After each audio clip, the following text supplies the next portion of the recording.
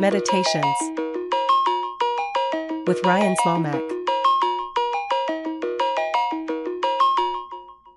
Hello and welcome to episode 26 of Meditations. I'm your host, Ryan Zlomek, and I'm usually excited to just welcome you into this auditory space, but today I am over the freaking moon because this is episode 26 and it celebrates the 1 year anniversary of this show. 1 year of making space for conversations to see what we can learn from those around us. And if you're a first-time listener, thank you so much for coming and checking out this little podcast of mine. And if you're a returning listener, your support means the world to me. Thank you so much for coming and seeing the cool guests that I've been lucky enough to chat with. This show is dedicated to bringing on interesting creatives, entrepreneurs, business people, just anybody with an interesting story, and seeing what we can learn from their history. And in order to celebrate this 1 year milestone, dare we call it, I've brought on Jaleel Campbell. Jaleel is an amazing artist, specifically a digital artist who has done some really fascinating and innovative work with vector graphics. He's somebody that has no problem embracing the hustle. He adamantly is against the idea that the starving artist still exists. He thinks we can push past that. But he's somebody who uses his art to tell his story, to show his narrative to the world, and hopefully get people to connect with it. He's based in Syracuse, New York. He's all sorts of awesome, and we're going to hear from him shortly. So without further ado, here is Jaleel Campbell to celebrate the 1 year anniversary of Meditations. Jaleel, thank you for coming on the show and for being ready to tell your story. I feel like we've known each other in passing for so long. It's exciting. It's a big moment for me to just have a chance to sit down and talk with you. So thanks for coming. Well, thank you for having me. What you are somebody who when I've read or listened to other interviews with you, you kind of had this artistic edge growing up, and you talked about how it was your mother and one of your siblings that kind of inspired you and that were kind of role models to you as an artist. Like, what kind of stuff were they making that really spoke to you when you were a kid? So I remember growing up, my mother, she would, we would naturally just always go through all of her stuff that she had from when she was a child. And when she was in high school, she used to make her own clothes. She's very, very creative. And even just the way that she used to design our house, every 2 or 3 years, my mother would switch up our whole house, like the everything that was in it, the artwork on the walls, the paint, the furniture. So every 2 years in my house, I switch everything up. We don't want to like, I know for some people, like for instance, I have a cousin who their house looks the same as it did when I was a child. I need new energy. I need a new environment. As I continue to grow as a person, my space should be doing that too, because this is my home and I want to stay inspired. So my mother, she definitely put that bug in my mind as a child. And my brother, he used to make these very intricate mazes. He would draw them, and he actually submitted them to this competition in our elementary school, and they made his mazes into like the cover of this magazine. And when I saw his maze be on the cover of this magazine, like it was just like a school magazine, but still, like seeing it mass produced like that, and everybody has a copy and his name is right there on it, I was like, oh no, I could do that. So I started drawing because I wanted to have my stuff in that magazine. I just wanted the acclaim. Okay. So from there, high key, that might have been like my first like realm, or my first like moment of going into like the graphic design marketing type of stuff. So yeah, like seeing the stuff mass produced was always on my mind. And as I began to develop my artistry and my talent, more people began to take notice. Well, I love the idea that like your brother has like elementary school influencer status and you're like, this is what I need.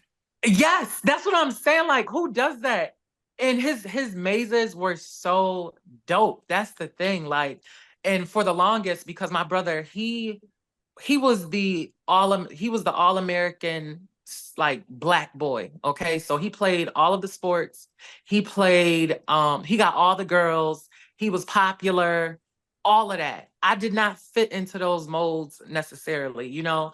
And but he was an artist, but he stopped pursuing his artwork because it didn't fit in how he was expected to move in the world, you know?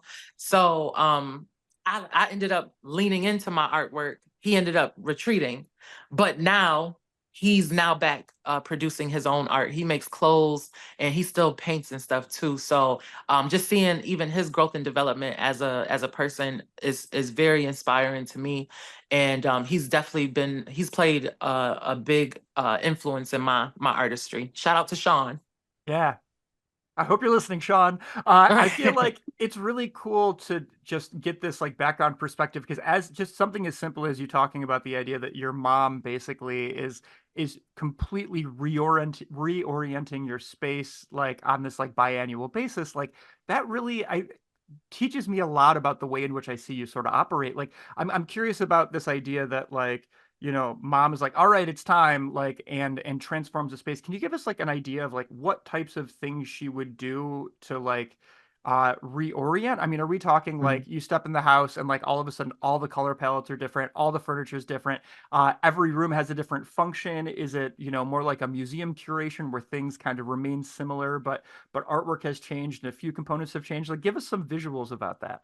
Yes, so I remember she redid our kitchen. It went from being like white to it was like a white wall, or it was white walls, and then she had these stamps, these fruit stamps. So she would put like the stamps of fruit in different colors on the walls, okay, to make this large pattern. But then she ended up eventually painting that into this like brownish color, and she got our cabinets redone. And my mother, she's a very home improvement type of person, so she was there redoing the floors, painting all of this stuff by herself.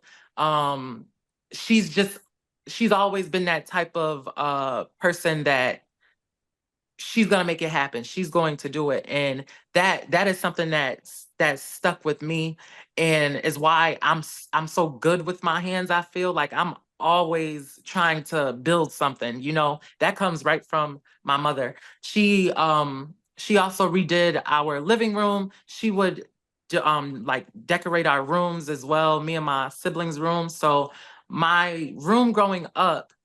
Me and my brother shared a room. I actually have a picture. It's called In Secrecy. And that picture, I was trying to remember what my room looked like. And I was going through some old family photos recently because I'm trying to create a digital archive of my family's pictures.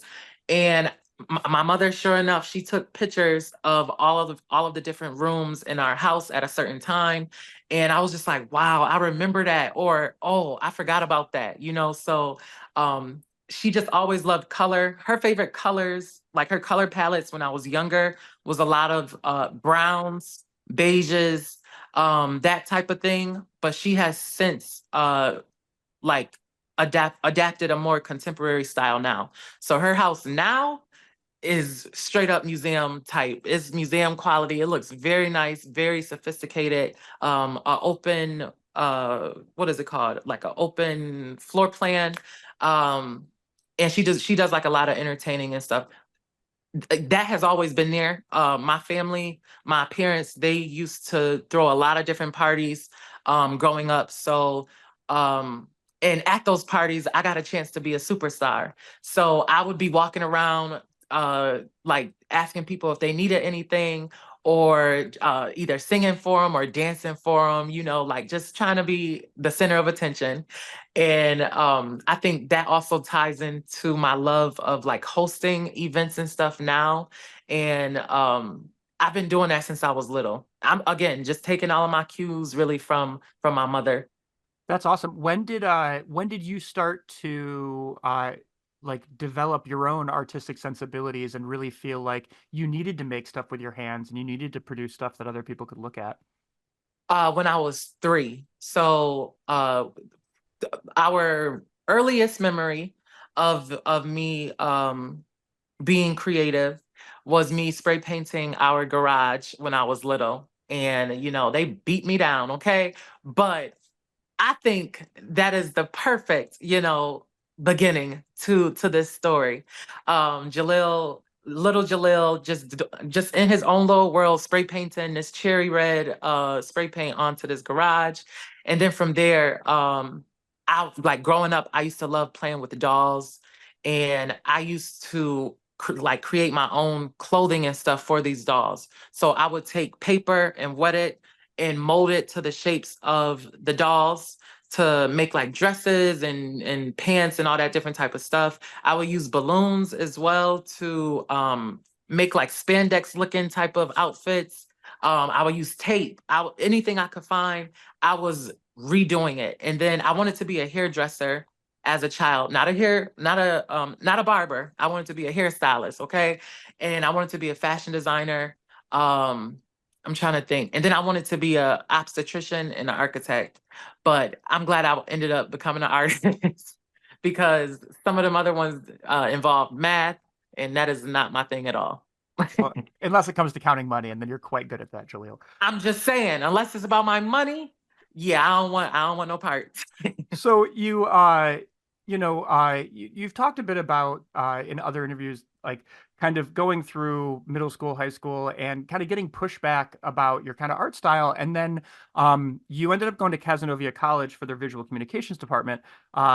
Shout out to Lori Gilmore, and Yes. you ended up kind of like discovering this new way of telling stories and this new way of making art. Like, what made you initially go to Cazenovia? What was the sort of perk of going to this like teeny tiny school with this phenomenal visual communications program in upstate New York?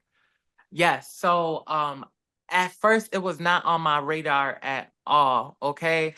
At the time when I was applying to colleges, because my high school teacher was incompetent, I was lost. I didn't know what I was going to do after high school. And I had at that time, because I was just making that transition to digital, that happened my senior year of high school because I did a summer college course at Syracuse University over the summer. And that changed everything for me. Like it really set off this light bulb in my head like, oh, this is fun. I want to really develop this. But in comparison to all of my peers, I didn't have the same resources or the access to these types of programs and stuff. So I was behind. So when I was a senior in high school, that was 2012. This was before this was right before everybody began to take digital art seriously. So I was like, I don't know.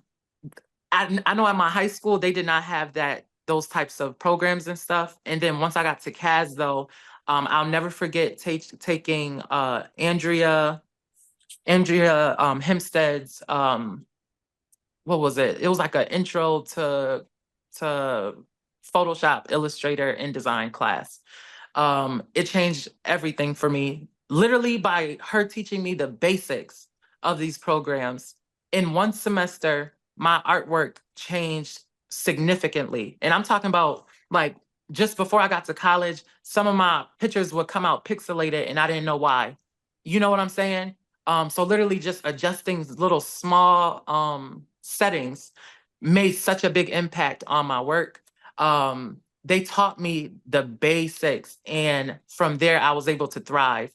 One thing about me when I was at CAS, and all of my friends, anybody who knew me at that time can tell you, I had my computer on me every day, every minute of the hour. I was working on something every day. I put my 10,000 hours in. You know what I'm saying? So all of these years later, I now have my own distinct art style, which is something that people spend a lifetime trying to find. And I was able to do that because of the education that I got at CAS. And it was a blessing in disguise. I found my best friend there too. Like my roommate, what the fact that we were put together and like we are basically like the same person, it don't make no sense, and we're still close to this day. CAS was really such a great experience. um all hell broke loose sometimes, but and it was still fun. I would definitely would not change my experience at all. I got into that school and then the school in Detroit called the College for Creative Studies. But at 18, I was not ready to go that far away from home. I was too scared. So I was like, let me come up to CAS. And I had visited in the summertime. That's how they get you. Okay. Because CAS in the summer is beautiful. And I remember just walking down one of the streets, and people was just smiling, saying hi and stuff. I'm like, what is going on? This doesn't even feel real. I thought I was in what is it from the Dr. Seuss movie? I thought I was in Whoville. Like the people just seem so kind and stuff. So yeah, they taught me everything I needed to know. Yeah, and I want to, just for listeners out there who are unfamiliar with Cazenovia College, unabashedly, Jaleel and I were both on the faculty there, so we have we have an inherent pride there. But Kaz was a school. It sadly closed down last year after 199 years. And it was just a small college on sort of a lake community, where the community itself is fairly wealthy and robust. And the college manages to stretch a nickel as far as it possibly could. And what you have to do when you're developing academic programs and you don't have a lot of money behind it is you need to rely on making sure you teach the foundations. And Lori Gilmore, who runs that department, I think just did such an amazing job of creating a commercial art program that, one, was not afraid to be a commercial art program. It didn't have to hide itself in, Mhm. saying concept is going to be how we figure things out, or we're gonna have art shows that make it look like this can be successful. If there's somebody who works for an air freshener company, that person's going to come in and talk about what it's like to be a designer for an air freshener company. And I think that really empowers students to feel comfortable that, A, they're getting the base knowledge that they need, and then B, once they have the base knowledge, as you mentioned, you feel empowered to just go in whatever direction you want, because that's how you figure out your commercial style. Exactly. And what I loved about being at CAS is that everything that I learned in the classroom, each year, I would then apply to my own art style or like my own art practice during the summers. So after that first year of CAS, I was actually going through heartbreak at that time, and I had to figure out a way to bounce back and get back to Jaleel Campbell. So I started this art show here in Syracuse called the Collective Display Art Show. And this was like a collective show that I put together with some of my friends. I curated the whole entire show. And the first 2 years we had it at this barbershop over on the north side of Syracuse called 754. It's no longer here. But the owner, she gave me the just the space to have this show, and it became such a really like dope event. And from there we went on to have it at this place called the Vision Center over on the south side of Syracuse. We then moved it to the Everson Museum, which was dope. And then the last either I can't remember if it was the last two times that we had it, but we had it at the Community Folk Arts Center. So um, that turned into a thing. And I love that throughout each phase of my different life moments, I always turn things into a thing, whether it's the Collective Display Art Show, whether it's my Jalethal Doll project, whether it's my Feel That Funk project, whether it's Off the Hook. You know, I now have all of these different projects that I have come up with from concept to actually happening. So um I don't know how And I don't know why, they like, I just have these moments where I think about these things and just figure out a way to make them happen. That's what I want to do. I just want to be able to live life while doing all of these different types of projects that mean a lot to me. I love it. And I'm going to apologize for the generic nature of this next question, but like you made it through Kaz and like there was no doubt that your work was going to stand on its own. I mean, I've talked to other professors who had taught you and others of your peers, and like literally everybody was just watching you leave that institution with their jaw on the floor being like, what's he going to do next? When was the first time that you kind of were able to recognize that connection between like yourself as a business and like yourself as like an entity that could thrive with your art? Mhm. So it's crazy because like when I was in my classes, I was cool with some of the students, but we were not close like that. And um, yeah, my work was very, very different than everybody else's, but everybody definitely respected, what I did. But we didn't have like much interpersonal, type of relationships and stuff. But I was cool from a distance. Um, but yeah, like I would say my first my first big project that I did, I got commissioned by the Syracuse cultural workers to create this illustration of Langston Hughes.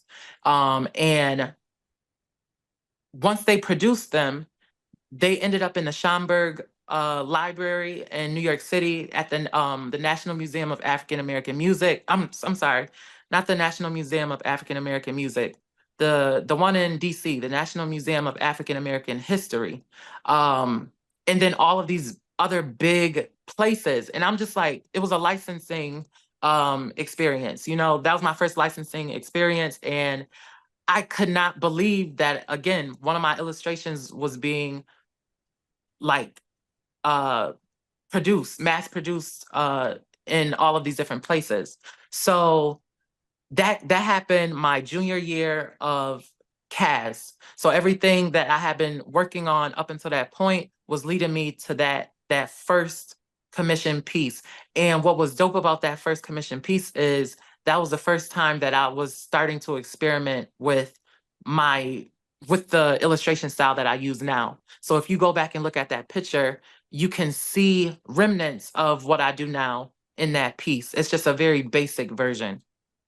Well, so maybe this is a good time to ask you this, Julio, but like how do you describe your style that that you eventually made your way to? Like to me, just I look at your work and you've said that, my work comes from the Black experience as like one, I don't know, cornerstone of it. And then the other is just like you have embraced like vector design in a way that I have not Mhm. seen other artists do. So like how, what is your kind of elevator pitch, or how do you describe your art style to to people who are intrigued with it? Yes, so I would describe my art style as being flat but dimensional. It's definitely like some cubist moments in it too. So it feels like futuristic, but at the same time, it feels like it's been here before too. So like it's just a nice culmination of all these different elements, past and present. And I'm just figuring out a new way to present, this body of work. And so um I don't know, like it took me years. Like it took literal years for me to get to this point in terms of my style. And what I did to get there, I went through everybody else's style. So I went through I went through a time where I was trying to create pieces that embodied the work of Basquiat, that embodied the work of who are some other people? Some people that I follow on Instagram, like early on, like in the early days of Instagram, there was some artists that I was really inspired by. One of them, his name is Tad Michael. He's still producing work, and his work is to this day just so smooth. And he uses like Illustrator, I believe, to make his pieces. And I just loved the way he used gradients. And I wanted to figure out like, how can I use gradients in my pieces? So I made like a self-portrait of me in his style. at one point. And then from there, I began to layer my gradients on top of each other, which is what gives them that type of flat dimensional look to them. So yeah, after some time I began I came up with like this this like what is it? What's the word? I came up with a Bible of certain steps that I have to do for each picture that I create. And I follow that every time I'm making a piece.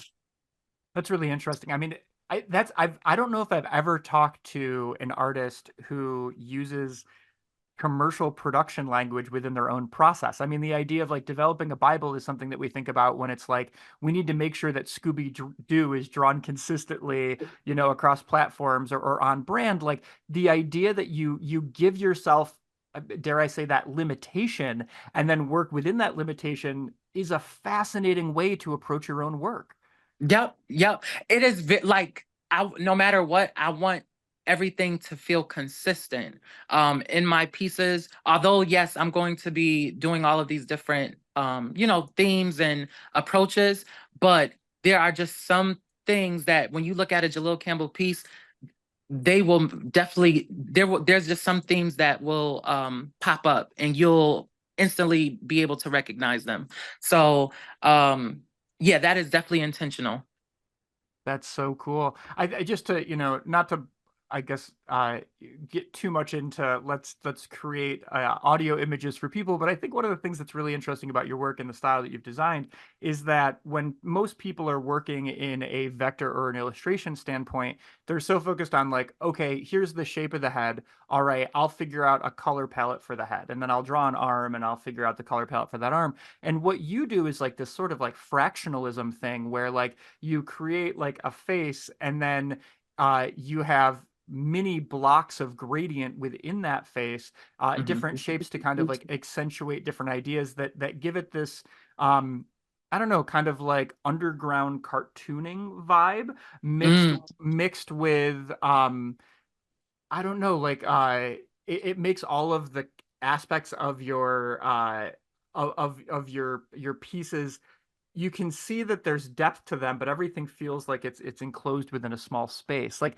it's a fascinating way to build a scene where instead of saying like, all right, I'm going object to object to object, you're creating an object or you're creating a part of an object, and then you're like hitting it with a hammer and then mhm. like smashing that into like tinier little rectangles or other shapes to see if you can tell us something more about that part of the object or the person.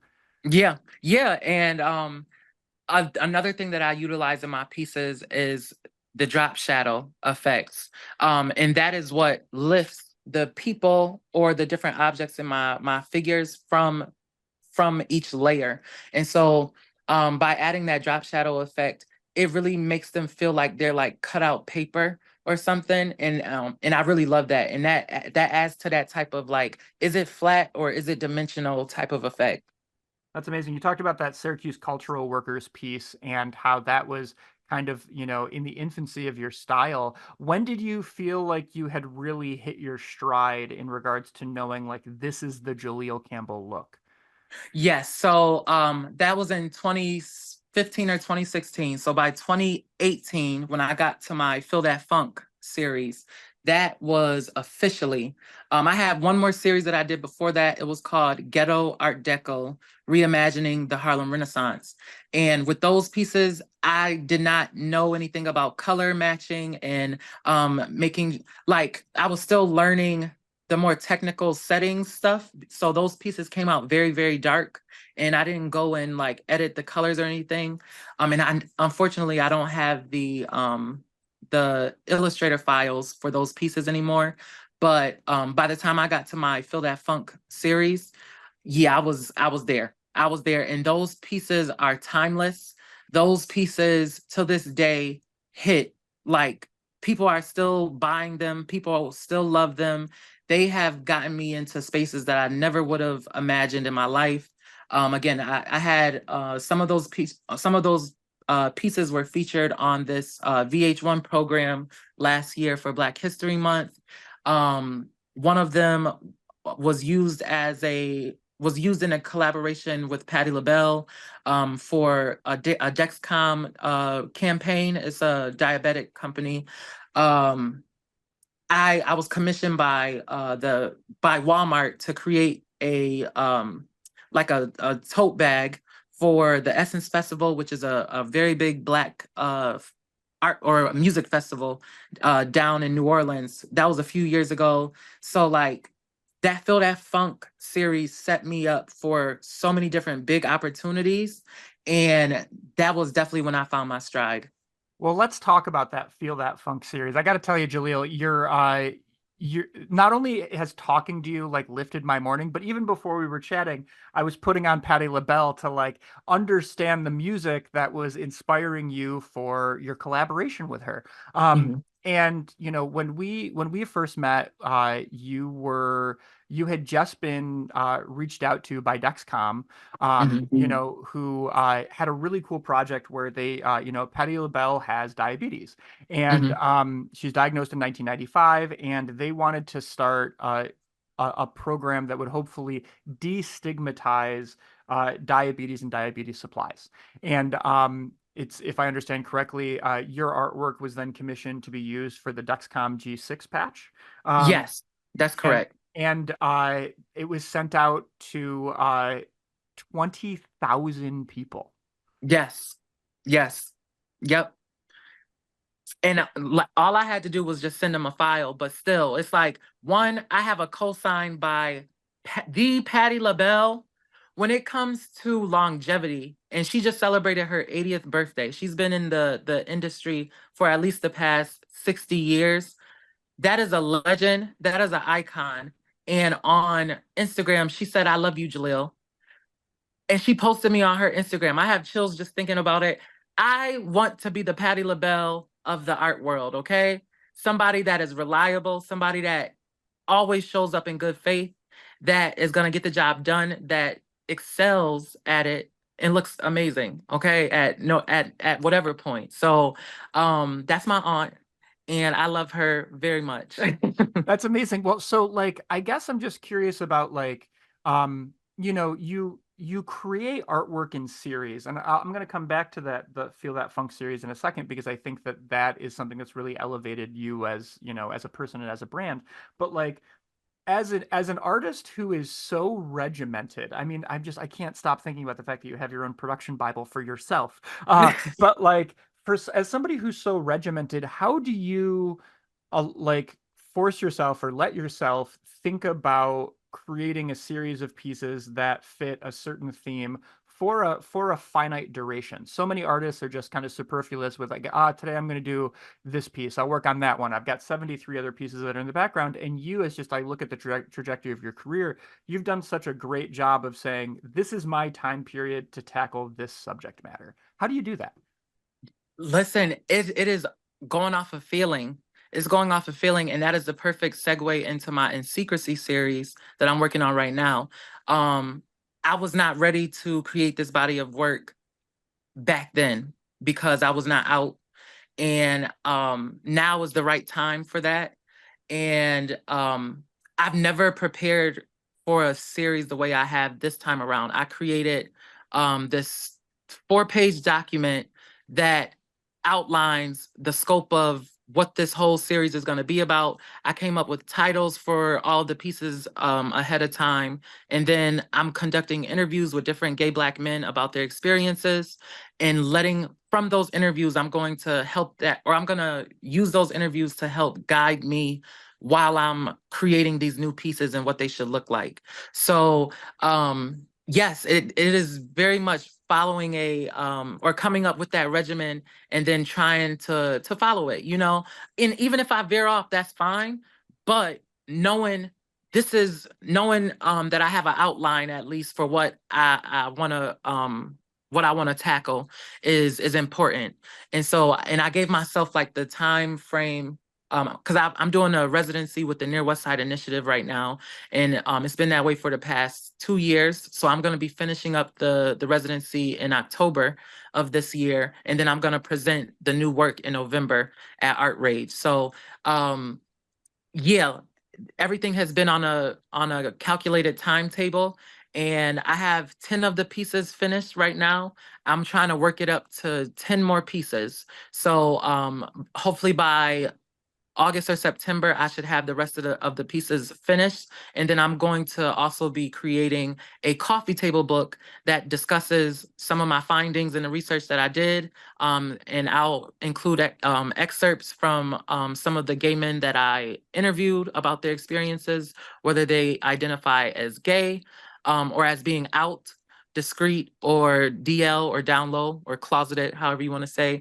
And yeah, this feels like a dissertation type of situation, like I this was me putting on my Jaleel the researcher hat and just fully immersing myself in it so that I can come up with these new pieces. That's amazing. And like, we hear the term like I'm doing a residency with so and so, or I have a project that's coming up with this gallery. Like behind the scenes, how do you kind of navigate which I guess which places you want to put your art and like how you think your time will be useful having a residency? Yeah, so for me, I was able to create a I created a proposal of a residency because at the time, this was back in 2022, so there was this big New York State grant called the Creatives Rebuild New York. They were asking for artists to come up with proposals for a project that you would want to work on with for 2 years. And I came up with mine, but I didn't get it, unfortunately.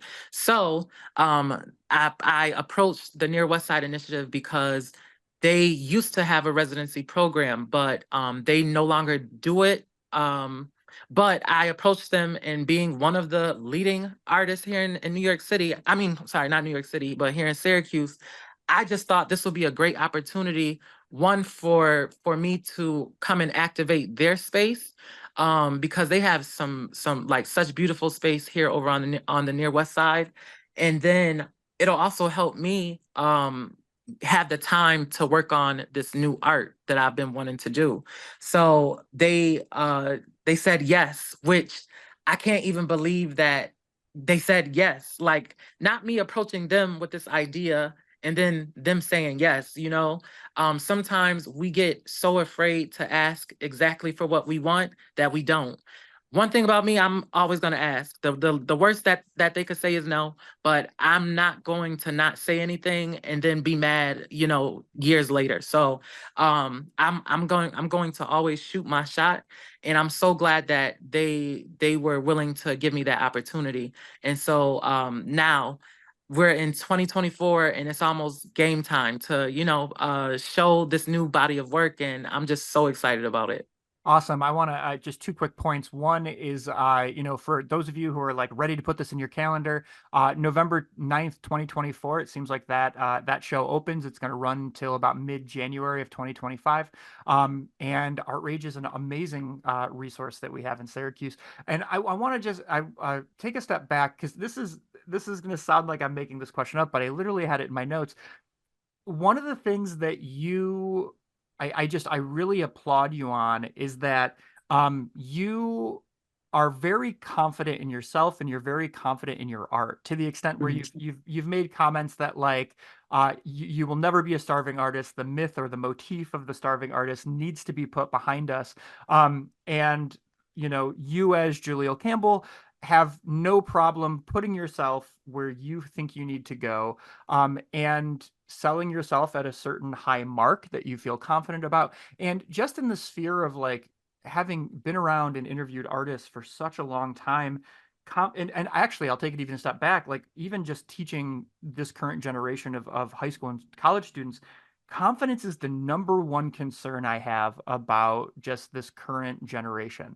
Um, Mhm. and it usually that'll span, hey, there's one small group, but like we're talking like generations of like, 10 to 30 years of people who like are having a hard time finding themselves.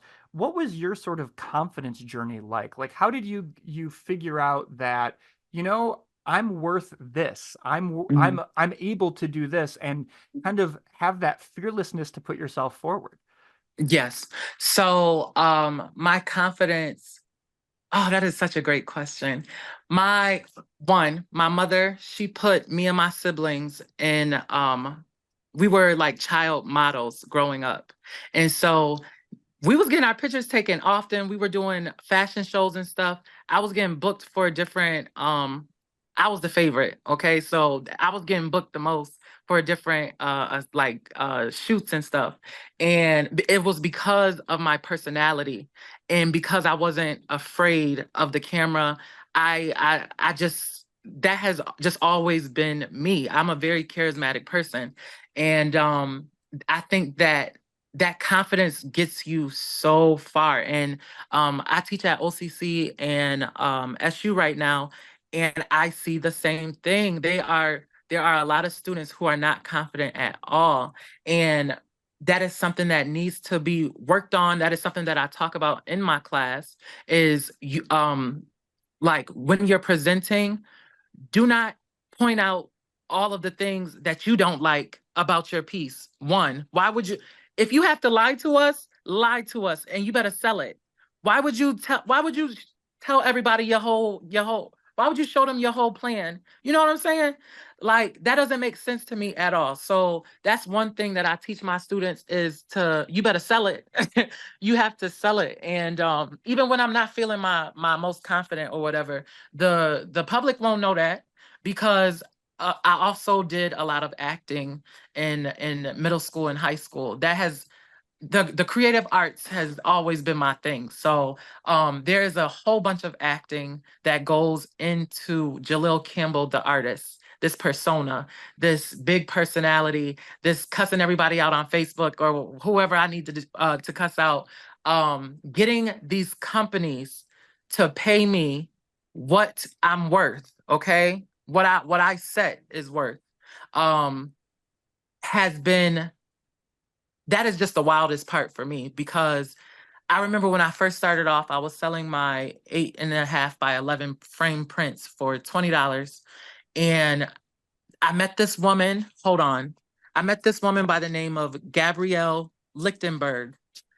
I was in grad school and she's from Syracuse. And her brother, he was a I believe he worked in athletics at CAS. And he must have told her about me. We ended up meeting up while I was in grad school because she lived in the area.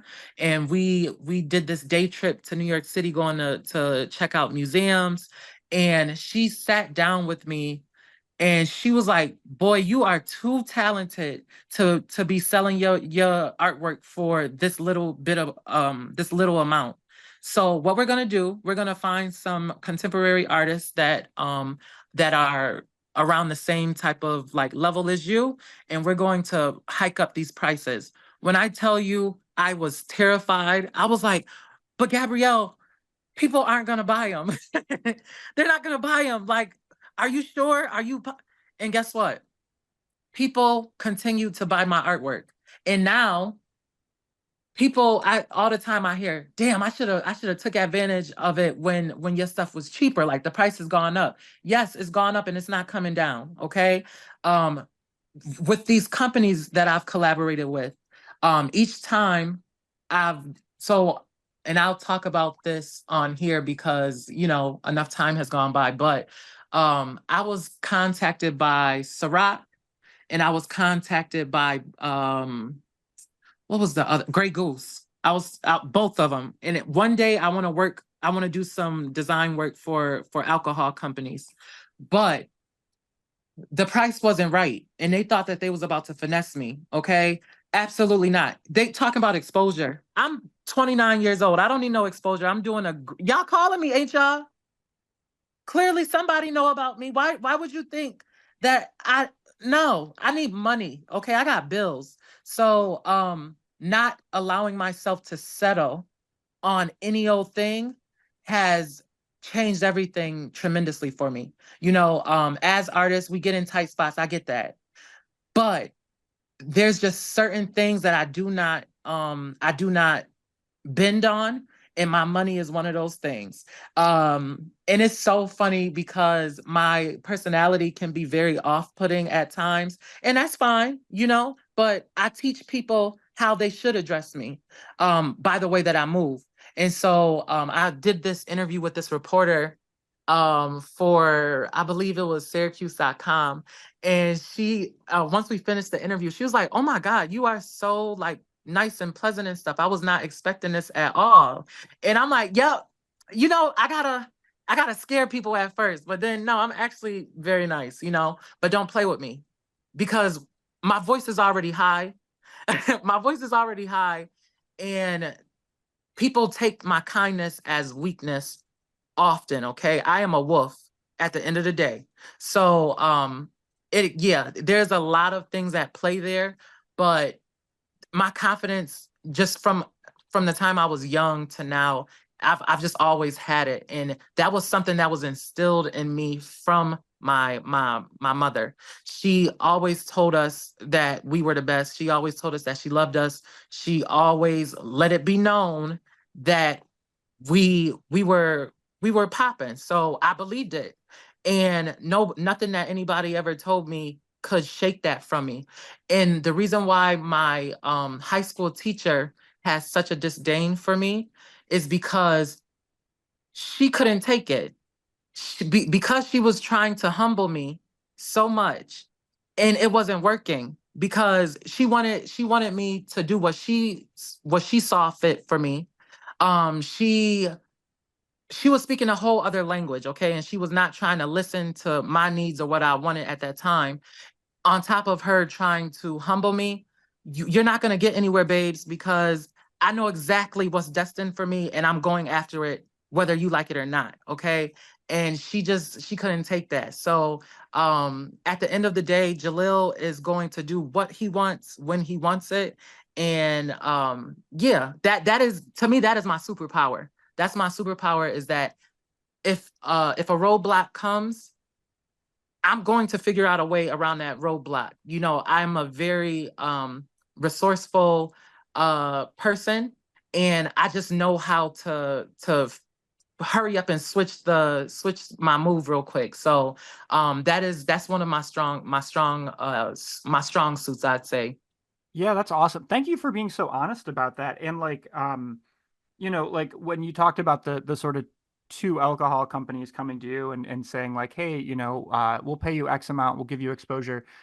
There's a million people in front of you that will take that deal because they do believe that the exposure is going to be worthwhile, and there is a benefit. It's, there's a way to determine whether or not, like, hey, if I do something with Dexcom and 20,000 people are going to see my art, and there's a kind of an ethical value there, you can balance those things out in your brain.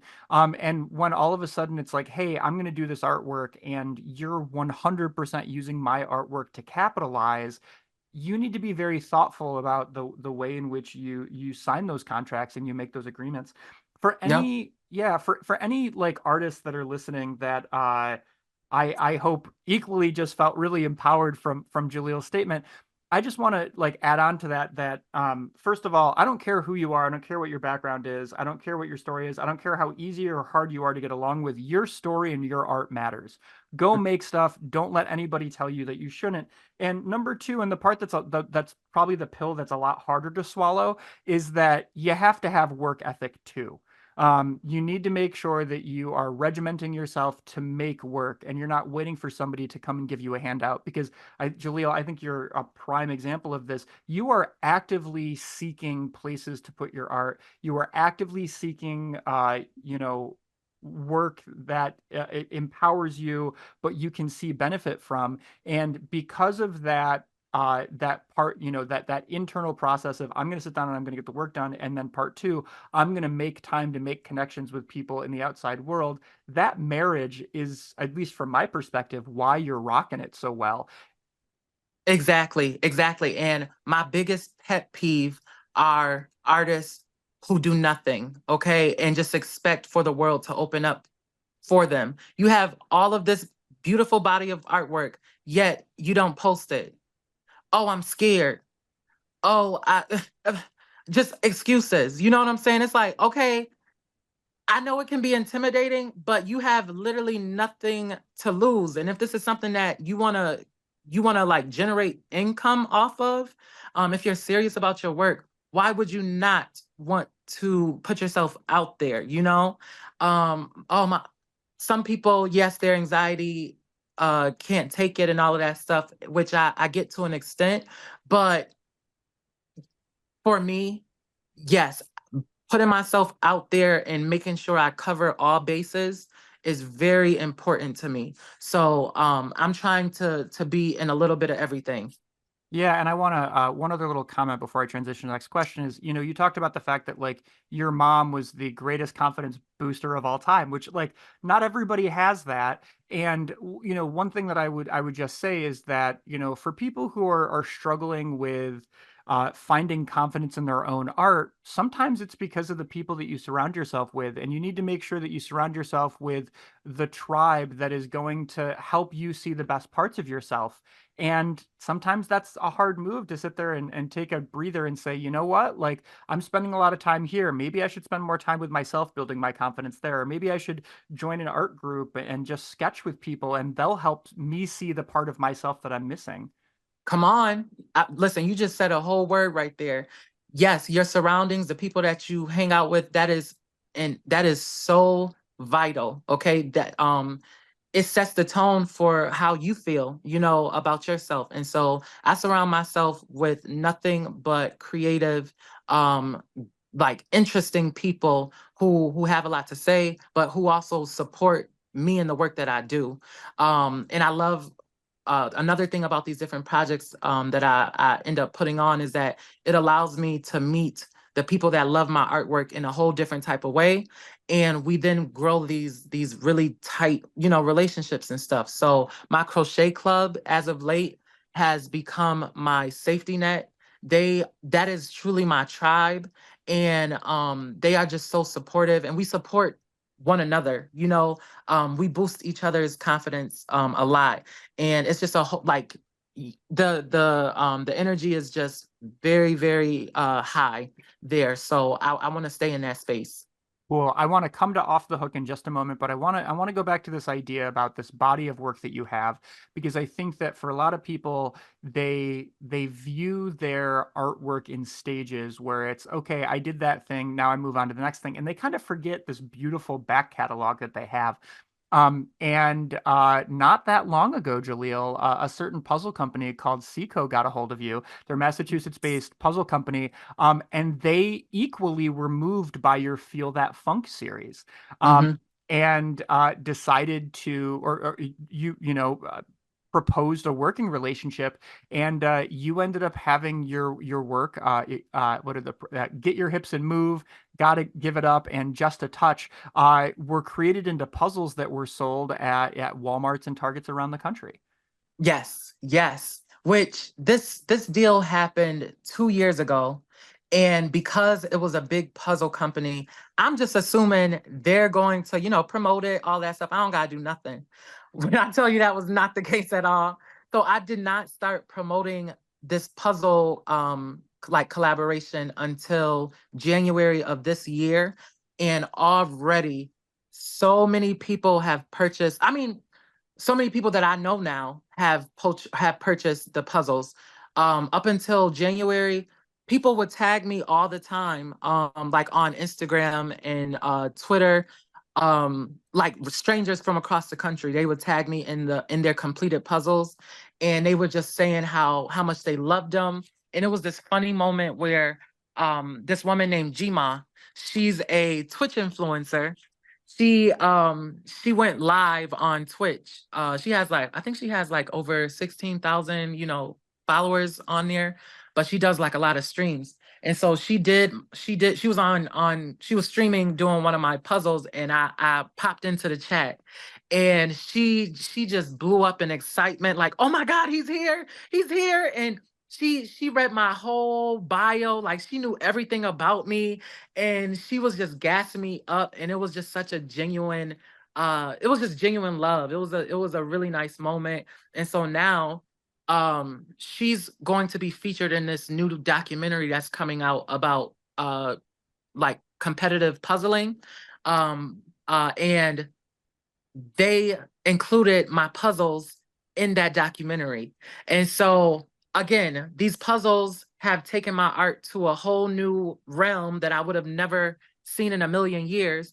And that all came from this woman by the name of Suzanne Cruz, who I was referred to from Scott Jensen. Shout out to Scott. Thank you so much for everything that you taught me while I was at CAS, Scott. Licensing is the way to go. And at first, it didn't make sense for me to do it. In my head, I'm like, no, I'm gonna be cheapening, the cost of my work. Like, how can I make this make sense? But now it's making sense now that I'm actively promoting it and marketing it how I should.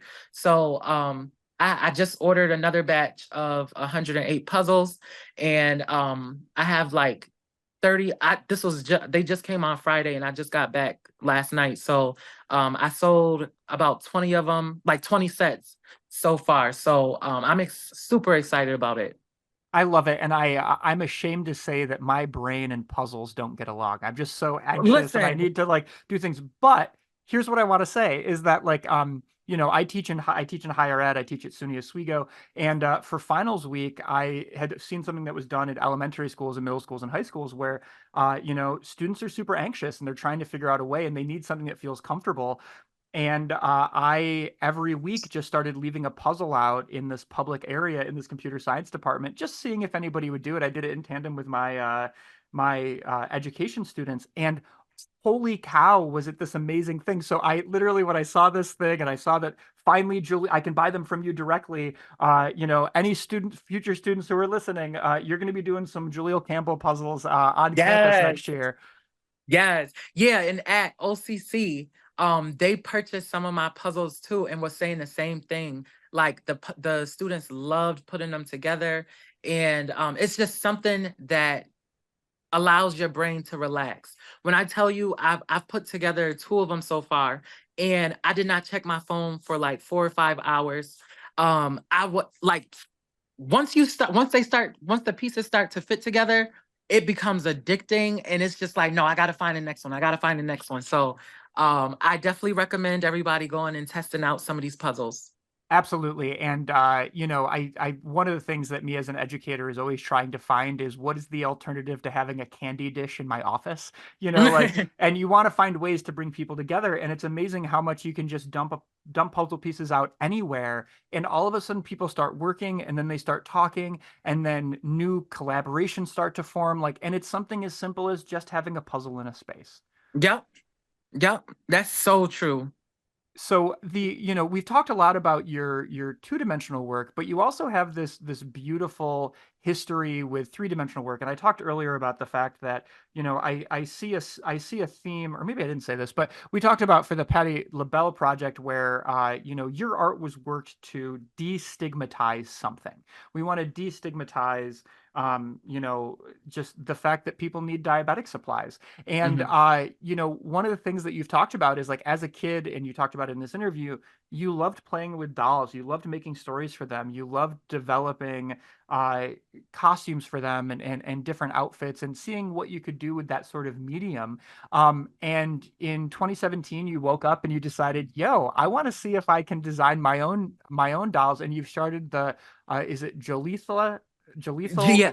The Jalethal dolls, yes. Yeah, the Jalethal dolls. Tell us about that project, because I think when people think about dolls, we instantly think like Barbie, and we think like Hmm. plastic and whatever. And these are the most highly detailed dolls I've ever seen in my life, where every single square centimeter has something I can just focus my attention on for a long period of time. Hmm. Yes. So growing up, I used to crochet a lot, and I used to frequent this website um called Flickr. This was Instagram before Instagram, okay, for all the youngins.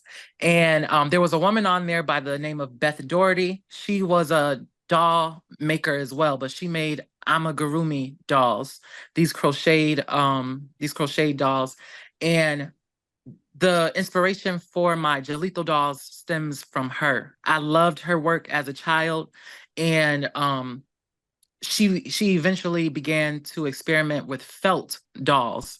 And once she did that, I was like, you know what? Let me go to the store and pick up some supplies and see if I can make my own felt doll. And I got the supplies, and then I began to cut out doll body parts that I thought would make sense, you know?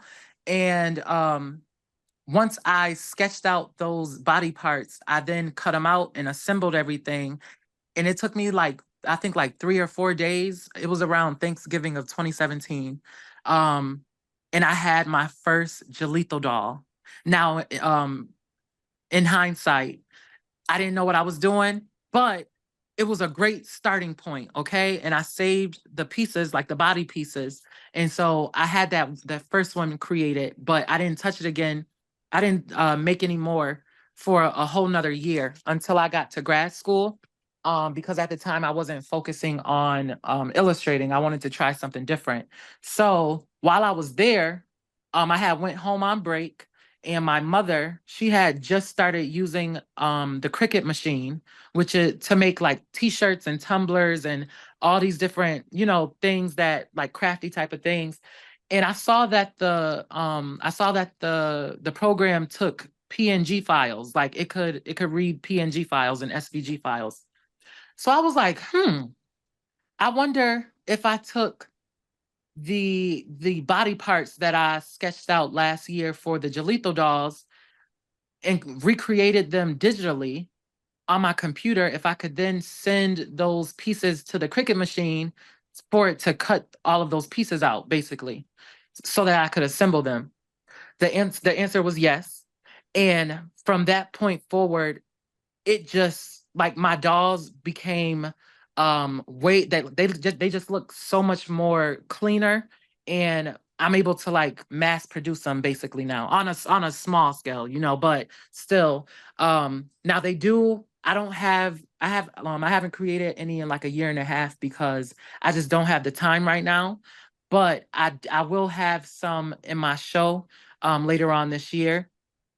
um they're 18 inches. And these Jalethal dolls, Jalethal was my nickname in high school because I was quick to cuss somebody out. Okay. And my friend Anija, he gave me the nickname Jalethal. And I'm like, oh, I love the way that sound. Like one day I'm a brand this. I don't know what it's gonna be for yet, but I'm a brand it. And I see the Jalethal dolls as these little versions of me. You know, they are literally an extension of me. And right, they are these like gender inclusive types of dolls. So like even if little boys like them, that's fine. And you know, girls could like them too. Everybody, they are for everybody.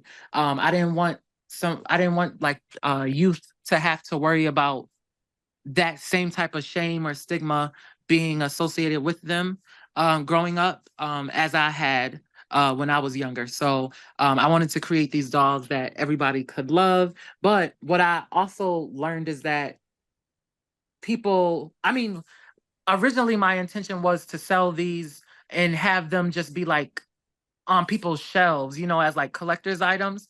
But seeing how young kids responded to them, again, that wasn't something that I was even paying attention to. I was just like, no, these are art pieces. But no, young kids actually love them. So yeah, people have bought them for their children as well. It's awesome. It's such a cool thing because I think that like I constantly admire your ability to like look at everything as a medium and, you know, ask like what are the means of production and also just be opportunistic. Like, you know, when all of a sudden you discover a new technology and you're like, "Oh, I could use this to apply it to this other thing that I was working with." You just have this backstock of knowledge and history that you can pull from to do the next thing. Yes. Oh, I promise you, I really be feeling like a mad scientist when I'm like figuring something out, like concocting it. So when I was making the dolls, it was as if I wasn't even in my body in that moment. That was a whole different entity. Like, because I do not remember how I came up with each body part. And I don't understand how everything fit together so seamlessly, but it does. You know what I'm saying? So now yeah, that was like it was an out of body experience, but it got us to where we are now. It's amazing, and I'm really looking forward to seeing those other when they're at your next show. Because I've never seen one in person, Jaleel. They're so popular that every time I'm like, oh, they're there. I never get a chance to hold one. I know. So I'm actually going to be showing 3 of them this weekend in New York at the Agora Gallery. It's a 1-day show for this event called Moby Fest. So I'm super excited about that. And then yeah, I'll definitely have some at ArtRage this fall. Awesome. And sadly for listeners, when you're listening to this Friday will have already happened, but please All check right. out, but please don't be hesitant to check Julia's social media, which we'll talk about shortly. The other thing, just in regards to like working with your hands, so many people are locked into one medium, but as you mentioned, you used to like to crochet a lot. And I'm going to apologize if I'm getting the story wrong, but was it Saisha Bird taught you how to crochet when you were younger? Um, Yes. yeah, and you guys started I say recently, you're now in your second or third year, I believe, the Off the Hook Crochet Club. Um, Yes. so Yes. tell us about that, man. Yep. So off the hook. This has been a labor of love. It's been nothing but fun and good vibes. I was obsessed with crocheting once I turned 10 years old. That was my first hustle, okay? As a child, I would make hats and scarves, and my mother would take orders at her job, and I would sell them for like $10 or $20. And mind you, I'm a child, you know what I'm saying? So I was spending that money probably on candy or something, but um that was my first means to get my own money. So and it was just relaxing to me. I would be crocheting in school. I became synonymous with crocheting in middle school and elementary school and even high school too. So um people always wanted me to make them stuff. So I that just became my new venture. And I stopped crocheting once I got to college though. The only thing I crocheted while I was in college was my sophomore year. I crocheted a scarf because it was just freezing in Caz. It was so cold. But last year, I wrote a grant because I wanted to do something different that was going to be fun and to build this community. Because when I was in grad school, I joined a fiber arts club at the Harlem YMCA, and I was surrounded by like 30 different women, primarily Black. There was an Asian woman there, super talented, and all of these women, they were between the ages of 30 and 80. Okay. When I tell you they made some of the flyest crocheted and knitted wear that I've ever seen in my life. And the conversations that we'd have in there, mind you, I only got a chance to go there probably like 4 or 5 times because the pandemic cut everything, cut everything short. But yeah, we were there for or I was yeah, I went there like 4 or 5 times, and I just found my peoples for a minute, okay? So once I got back to Syracuse and it was time to come up with some new programming, I pitched crocheting because it just felt like it was becoming a thing. Like everybody, I was starting to see more people wearing crocheted stuff. And then in other places, a lot of people were beginning to crochet. And it was because they picked it up over the pandemic. So I wanted to provide the space where we could all learn together, crochet together, and just, build and support each other. So Off the Hook Crochet Club was born, and I reached out to Saisha to see if she was interested in being a part of it. She said, yeah. And from there, we went on and released it. And at first, we weren't getting any bites. Like I kept promoting it and stuff, but there wasn't many people like responding or anything. But then we had our first like informational type of meeting or whatever, and I posted video from that, and it blew up. Like everybody was trying to be a part of it. Still to this day, people want to be in our club, and I love that. I love that we have. It's a very, like I was telling you earlier, I'm very selective, and so you got to pass the vibe check. And if we grant you into the space, welcome. But our public events are open for everybody. We our other spaces, like our members only type of space, but we do have a lot of public events that people can show up to, and we teach them how to crochet, or we'll do a crochet activity together. So it has been so much fun putting this together. My team is strong. Shout out to CJ, Ishak, Michelle. Oh my God, Lauren, Ashley, um, who else do we? Ariel. Like, we do some wonderful, wonderful work, and we actually have a big project that I can't announce yet, but we have something great coming in 2025. So off the hook, we are just that. We are off the hook. I love it. And I think that, one of the things I mean, there's so many things that I just love about that initiative, but like one of them is that it's so focused on education and community building at the same time. Like Saisha teaches you how to crochet, that kind of like incubates in your brain for a little while. You develop the Jaleel Campbell that we know and love. And then you're like, how do I want to pay back? Oh, here's this other generation that I can bring Mhm, in. Let's do this new thing. And then, CJ, who was on the podcast, who's the digital marketer for the Salt City Market, instantly starts like getting obsessed with this project, and it grows, and it works from there. And quite frankly, I think it's nice that you guys have developed something where you understand the give and take between this is public facing and this is for us. And mhm, when you do something like you guys did an amazing granny square huge quilt that was mhm, that was publicly shown on the west side, that involved what, like hundreds and hundreds of these granny squares that created this gigantic kind of like, I don't know, miscellaneous project where everybody's personality is shown. And from afar, you have this beautiful color landscape. And as you get closer to it, you can see every person's individual contribution. mhm. You can do that, and you can have the headspace for that. And then you can just take that step back and say, you know what, we need us time. Yeah. And this group of people that have the right energy and are going to help build my confidence and are going to help show me the best parts of me, we're just going to get together and let ourselves do something we enjoy, and then see what the next public facing initiative becomes. Exactly. Exactly. Going in with no expectations. I did not have any expectations at all when this first began, and it has truly taken on a life of its own and has become a thing here. I'm providing these different moments here in Syracuse, and that's something that I want to keep honing in on. It's great. Well, Jaleel, I literally could just keep asking you questions all day about the next initiative and the next initiative and the next initiative.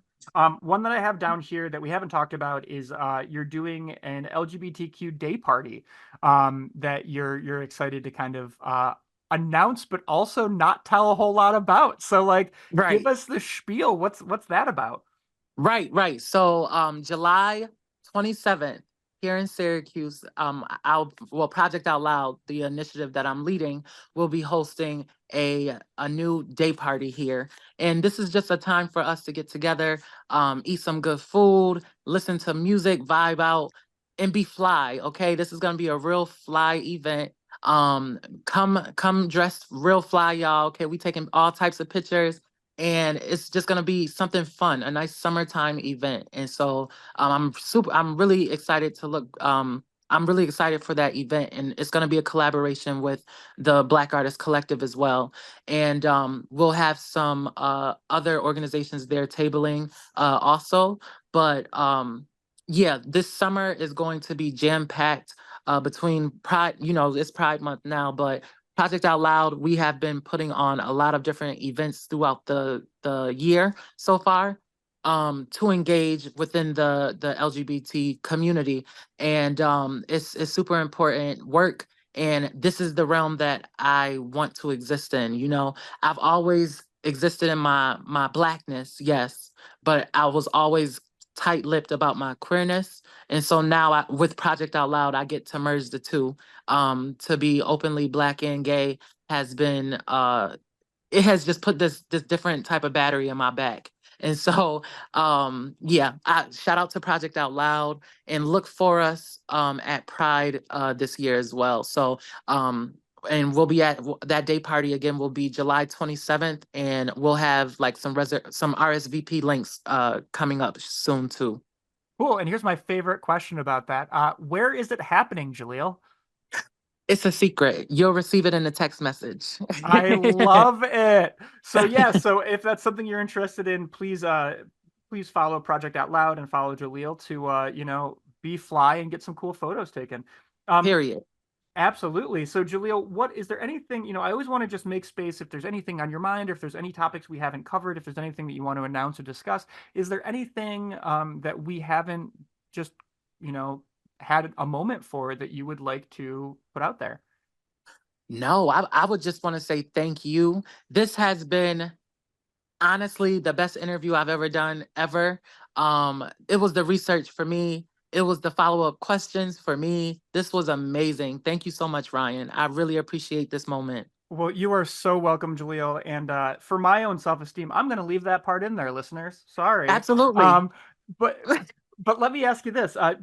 You're somebody who is going 90 miles an hour, and you're all over the place, but you do such a great job of ensuring that you have a digital place to connect with people who are interested in your work. So for people who are unfamiliar with you, what's the best way for them to find you online?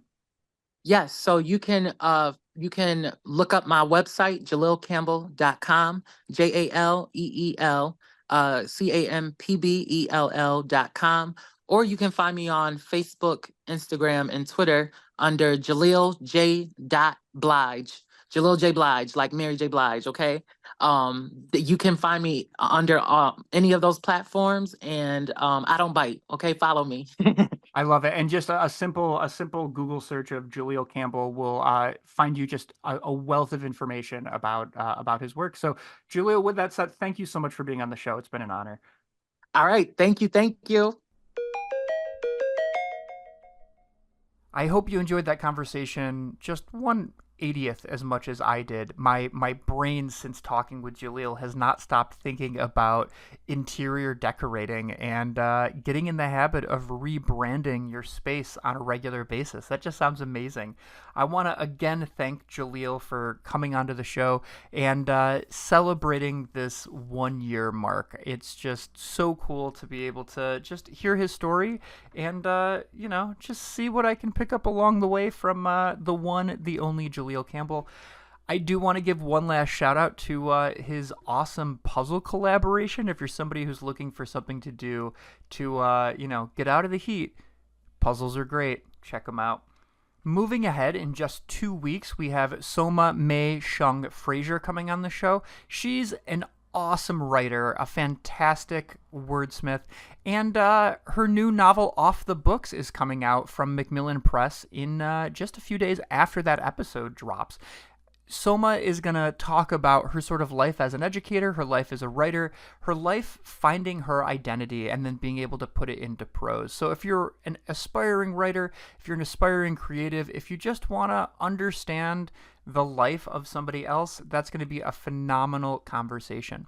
Additionally, as mentioned, this is the 1 year anniversary at episode 26, and there are 25 additional episodes just waiting for you to learn something. Maybe you want to hear about creative consulting from Julie Sellers, or maybe you want to listen to somebody talk about life with attention deficit disorder with Kyla, or maybe you want to learn about voice acting from the one, the only Bob the Builder, also known as Mark Silk.